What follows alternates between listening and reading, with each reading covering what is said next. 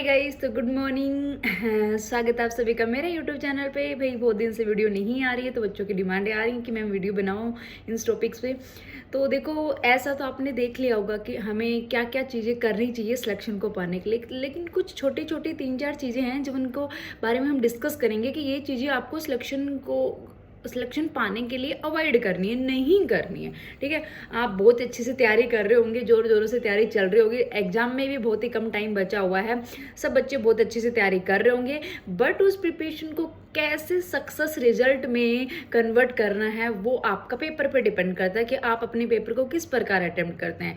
तो पेपर को अटेम्प्ट करने के लिए हमें किन किन चीज़ों को अवॉइड करना चाहिए जब हम तैयारी कर रहे हैं या जब हम पेपर अटेम्प्ट कर रहे हैं, तो किन किन चीज़ों को हमें अवॉइड करना चाहिए कि हम सिलेक्शन पा सकें। ठीक है, क्योंकि हमारी जो छोटी छोटी गलतियां हैं उनकी वजह से हमें 1 साल या फिर 6 महीने का वेट करना होता है कि नेक्स्ट एग्जाम जब भी होगा हम उसके लिए फिर तैयारी करें, और बहुत ज़्यादा डिमोटिवेशन होता है अगर हमें हमारी छोटी छोटी गलतियों की वजह से फेलियर देखने को मिलते हैं। ठीक है, और ये बहुत ही सच है। ठीक है, तो आज की वीडियो में हम डिस्कस करेंगे, वीडियो को एंड तक जरूर देखना। तो देखो, कुछ ऐसा होता है कि बहुत सारे बच्चों की तैयारी बहुत अच्छी होती है, बट वो बच्चे अपनी नेगेटिव मार्किंग पे कंट्रोल ना होने की वजह से ज़्यादा क्वेश्चंस अटेम्प्ट कर जाते हैं, और जिसकी वजह से उनका स्कोर बहुत ज़्यादा डाउन चला जाता है। ठीक है, तो इस चीज़ का आप लोग खास ध्यान रखेंगे। आपने तैयारी बहुत अच्छी करी है, लेकिन आपने क्वेश्चन 160 अटेम्प्ट करने थे, आपने 175 अटेम्प्ट कर दिए, तो वो नेगेटिव में ही जाएंगे। अगर आपको नहीं आते थे क्वेश्चन तो वो आपका नेगेटिव में जाएगा। तो खासकर इस पॉइंट का आपको सबसे ज्यादा ध्यान रखना है कि आप, चाहे आपकी तैयारी कैसी भी हो, अगर आपको क्वेश्चन नहीं आ रहा, आपको कंफ्यूजन है, तो भाई उसको छोड़ दो, उसको नेगेटिव में मत इंक्लूड करो। सबसे बड़ा मुद्दा, सबसे ज़्यादा जो बच्चों के साथ होता है कि तैयारी बहुत बेटर होती है, बहुत अच्छी होती है, बट कुछ 10-15 क्वेश्चंस आपके नेगेटिव होने की वजह से आपका कई बार या तो क्वालिफाई नहीं हो पाता एग्जाम, या फिर आपका क्राइटेरिया के अंदर नहीं आ पाता और आप एग्जाम से बाहर हो जाते हो। ठीक है, उसके बाद बात आती है ये नेगेटिव मार्किंग की। इसके ऊपर आपको जरूर काम करके देखना है। ये नहीं है कि आप कम क्वेश्चन अटेम्प्ट करोगे तो यार मेरा सिलेक्शन होगा नहीं। बहुत सारे बच्चे सोचते हैं कि यार क्या मैं 140 करके आऊंगा, 150 करके आऊंगा, 160 करके आऊंगा, तो क्या मेरा सिलेक्शन होगा कि नहीं? बिल्कुल होगा। अगर आपका डाटा एकदम सही है, आपने एकदम सही तरीके से पेपर को अटेम्प्ट किया, नेगेटिव मार्किंग बहुत ही कम की है, तो ये आपका सिलेक्शन बिल्कुल इतने कम क्वेश्चन अटेम्प्ट करने में भी हो सकता है, श्योरली। ठीक है, अब सेकेंड चीज आती है कि बहुत सारे बच्चों का ऐसा होता है कि 200 नंबर का पेपर होता है, थोड़ा लेंथी भी आ जाता है, कई बार पेपर क्वेश्चंस लेंथी भी आ जाते हैं। तो टाइम मैनेजमेंट, कई बार बच्चों का टाइम मैनेजमेंट नहीं होने की वजह से क्या होता है, जो क्वेश्चंस हमें आते होते हैं वो भी हमारे छूट जाते हैं। तो एक लास्ट टाइम 2-3 बच्चों ने बोला था कि मैम ओनली हमारे 140 क्वेश्चन हुए थे, हमारे पास टाइम नहीं था, और टाइम ना होने की वजह से हमने 140 क्वेश्चन अटेम्प्ट करे, फिर भी उनका सिलेक्शन हो गया था, बट उनको दूर का एम्स मिला था। लेकिन अगर वो उनके पास टाइम मैनेजमेंट अच्छा होता तो वो ज़्यादा क्वेश्चन अटेम्प्ट कर सकते और उनको अच्छा एम्स अलॉट हो जाता जो उनको अपने घर के पास में चाहिए था। तो ये गलती भी आप ना करें। Time management very very important है, सबसे ज़्यादा इंपॉर्टेंट मायने रखता है कि आपका टाइम मैनेजमेंट कैसा। ठीक है, 2 स्लॉट में पेपर करना है, 3 स्लॉट में पेपर करना है, 3 स्लॉट करने को तो शायद टाइम ही नहीं मिलता।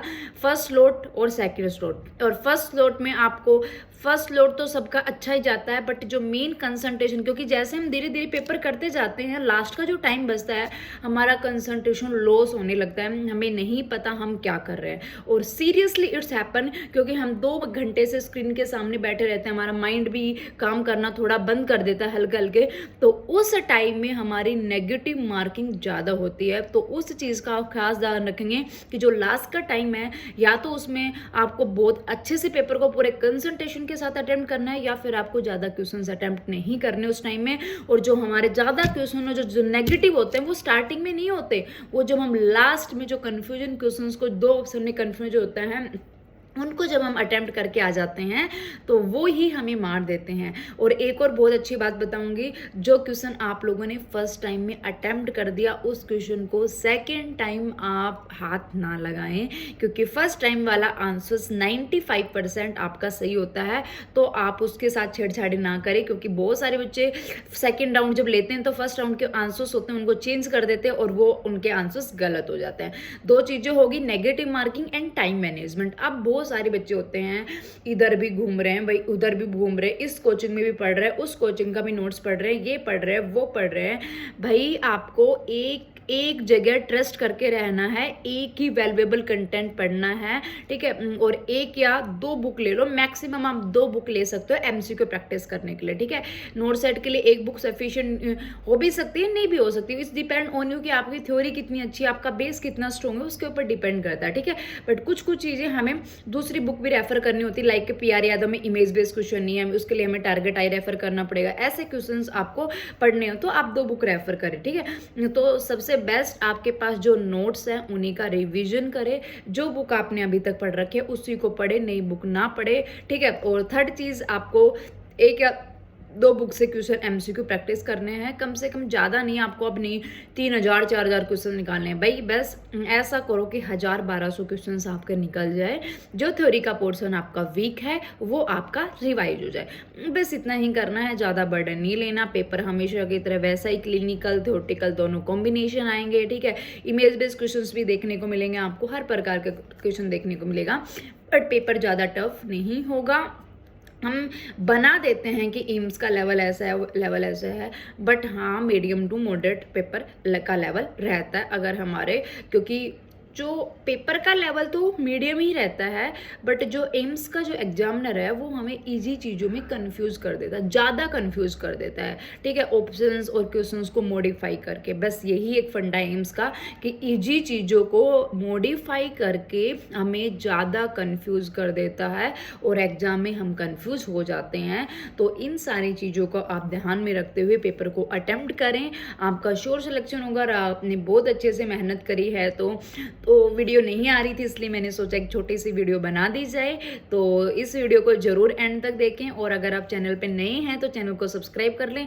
किसी भी प्रकार का कोई कंटेंट चाहिए तो you can join my Telegram group. Daily motivation के लिए आप मुझे इंस्टाग्राम पे फॉलो कर सकते हैं, sunita13.96, और इंस्टाग्राम टेलीग्राम का लिंक मैं डिस्क्रिप्शन में डाल दूंगी। तो thank you so much watching this video, interesting and giving that much love and support. इसी प्रकार अपने प्यार एंड सपोर्ट बना रखे। आगे भी किसी भी प्रकार की आपको कोई हेल्प चाहिए तो I will always available for all of you students. Thank you. Good luck.